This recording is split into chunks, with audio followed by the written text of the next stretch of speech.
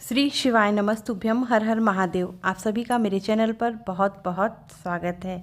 आज की वीडियो में मैं आपको घर पर हवन सामग्री बनाने की विधि बताऊंगी, क्योंकि घर पर बनाई गई हवन सामग्री शुद्ध होती है और बहुत ही आसान तरीके से आप इसे तैयार करके इसका प्रयोग पूजा में कर सकते हैं। अलग अलग देवी देवताओं की पूजा के बाद हवन के लिए अलग अलग सामग्री का उल्लेख हमारे धर्म ग्रंथों में मिलता है। मैं आपको एक कॉमन हवन के लिए सामग्री बता रही हूँ, जिसे आप हर पूजन में उपयोग में ला सकते हैं। तो वीडियो को शुरू करते हैं।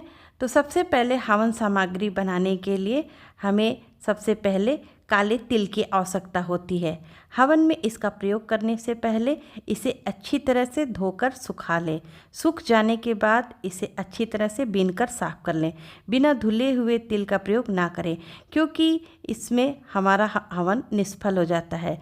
कोई ना कोई कीड़ा तिल के अंदर रहता ही है, और साफ कर लेने से हमारा तिल अच्छी तरह से साफ हो जाता है और हमें हवन का पूर्ण फल प्राप्त होता है। जो भी सामग्री आप हवन में प्रयोग कर रहे हैं वह पहले से शुद्ध और साफ होना चाहिए। इसके बाद हमें लेना होता है चावल। आखा चावल का प्रयोग हमें हवन सामग्री में करना चाहिए। आप चावल के स्थान पर गेहूं और जौ का भी प्रयोग कर सकते हैं। तीनों में से आप कोई एक चीज़ ले सकते हैं। यहाँ पर मैंने चावल लिया है। चावल आपको साबुत लेना है। इसके बाद हमें ज़रूरत होती है गुड़ की। गुड़ को अच्छी तरह से कूट कर महीन कर लें। गुड़ नहीं है तो आप चीनी भी ले सकते हैं, या इसके अलावा आप बतासा भी ले सकते हैं। इसके बाद हम लेंगे पंचमेवा। आपके पास जो भी पंचमेवा है आप उसको ले लें। इन्हें आप छोटे छोटे टुकड़े में कर लें, ज़्यादा बड़ा और ज़्यादा मोटा टुकड़ा ना करें। इसके बाद हमें गूगल की आवश्यकता होती है। हवन में गूगल का प्रयोग करने से घर में पॉजिटिविटी आती है और घर की निगेटिविटी दूर हो जाती है। इनको भी आप हवन में प्रयोग करते समय छोटे छोटे टुकड़े कर लें। हवन सामग्री ही भगवान का भोग होता है, तो ये शुद्ध और संपूर्ण होना चाहिए। इसके बाद हमें कपूर और इलायची लेना है। इसके बाद हमें चंदन की लकड़ी का चूरा लेना चाहिए। यदि आपको ये मिल जाता है तो अच्छी बात है, नहीं तो आप किसी अच्छे ब्रांड की हवन सामग्री ले लें, क्योंकि इसके अंदर भोजपात, ब्राह्मजो, जटावासी, अगर तगर की लकड़ी, सर्व औषधि, ये सारी चीज़ें इसमें पहले से रहती है।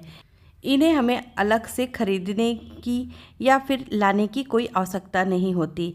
यदि आप किसी अच्छे ब्रांड की सामग्री लेकर आते हैं तो उसमें ये सब मिली होती है।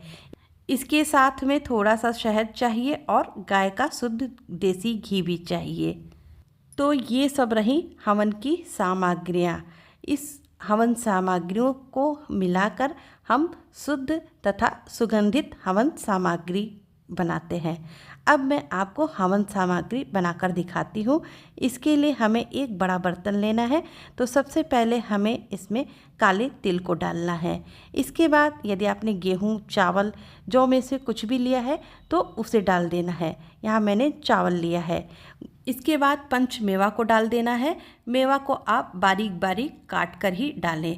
इसके बाद गूगल को डालना है। गूगल को भी आप बारीक करके डालें।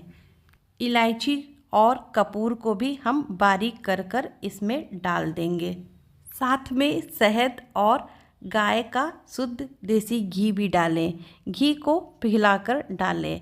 सभी को डालने के बाद गुड़ को बारीक करके डाल देंगे। यदि आप गुड़ के स्थान पर बतासा का प्रयोग कर रहे हैं तो बतासे को भी अच्छी तरह से फोड़कर इसमें डालें, और अंत में चंदन की लकड़ी मिलाकर इन सबको अच्छी तरह से मिला लें। हवन सामग्री को मिलाने के लिए यदि आप अपने हाथों का प्रयोग करते हैं तो इस तरह से हमारी हवन सामग्री अच्छे से मिल जाती है। यदि आप चम्मच से प्रयोग करते हैं तो उतनी अच्छी ये आपस में नहीं मिल पाती है। तो इसलिए अपने हाथों का प्रयोग करके हवन सामग्री को अच्छी तरह से मिला लें। तो इस तरह से हवन सामग्री बनकर तैयार हो जाती है। इसे किसी एयर टाइट कंटेनर में भरकर रख लें। काफ़ी समय तक ये हवन सामग्री ऐसे ही शुद्ध बनी रहेगी। पहले से ही हवन सामग्री बनाकर रख लेने से पूजा में बहुत आसानी हो जाती है।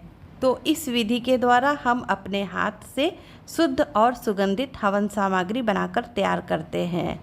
तो उम्मीद करती हूँ आपके लिए यह वीडियो काफ़ी उपयोगी होगी। तो मिलते हैं अगली वीडियो में, तब तक के लिए श्री शिवाय नमस्तुभ्यम। हर हर महादेव।